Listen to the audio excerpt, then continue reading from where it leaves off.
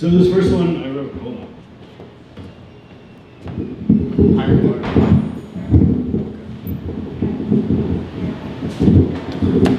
It's sticky. Okay, that's better. All right, this first one is, it's called The Hero We Need, and I wrote it last fall for my communications class. It was pretty fun. I actually wrote it in about 5 minutes before class. All right. Somebody once asked me if I could have any superhero ability, what would it be? Well, I couldn't answer immediately, so I took a minute to think. And this is what I believe. For those who have lost their ability to see, I would restore their sight. No, not of their eyes, you see, you must look deeper inside. For I would restore their sight of heart and of mind. In a world put by self in a haze, we line up for days and await the next me, or Call of Duty. We exchange close friendships for a bigger number on a screen. Hey, friend me? And while our elders wait out their days, we just plug in our headphones and press play. So I guess you could call me Mr. Humanity, saving humanity from what humanity has led us to be. That's the first one.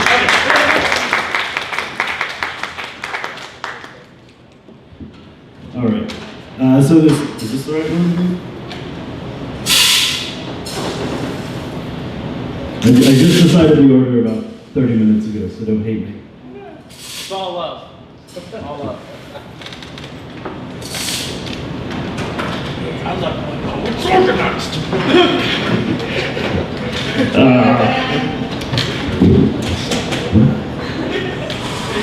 Okay, so this one is called A Heroine for Me. With a question mark, I didn't say that right. A heroine for me? That's better.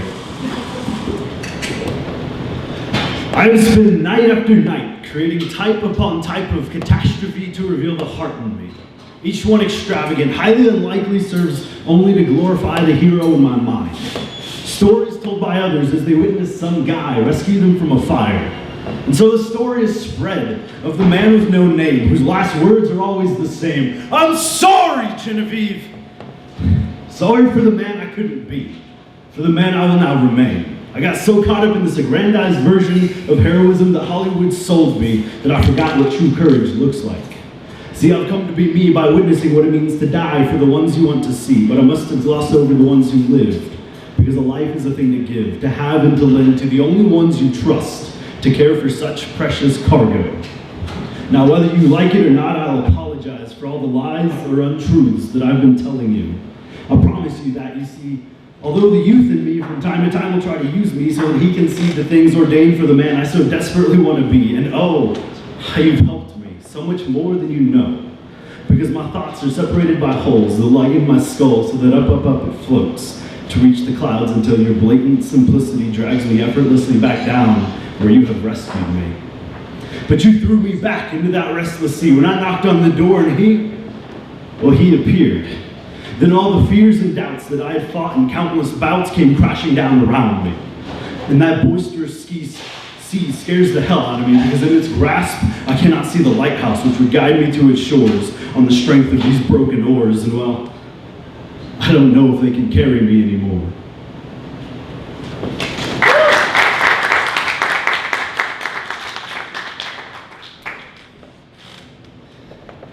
Thirsty.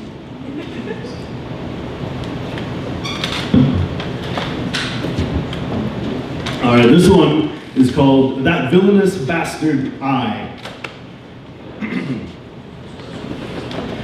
I wish I could be more courageous, because I grew up with pages binding me to the ages that they held, norms they exhibited along a much more functional form of working out whatever thing they had quelled in their heart.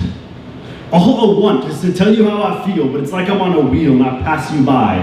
Get so excited to reach you again, and the aspirations die in vain as I pass by, and you remain.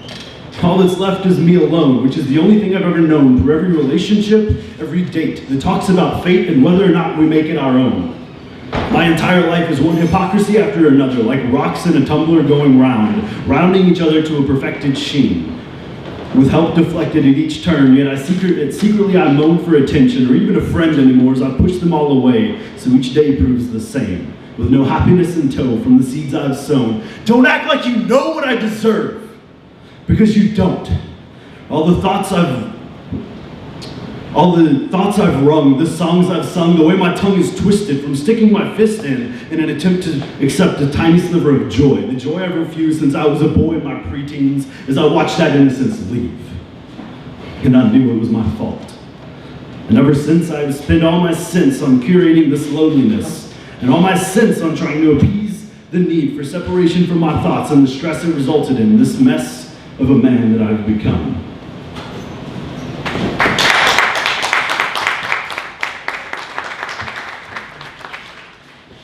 Okay, so this last one is just a snippet from one that I'm writing right now, but I like the snippet enough that I think it's just really good. So it's going to be called Similarity, and this one it's literally like 8 lines. Well, we've got cookie cutter lives to mirror our cookie cutter homes, and our bones are shrouded in complacency, yet we scream, "Look at me, for I am an individual and a snowflake." Yeah, about as individual as cookies from an easy bake. And that's it.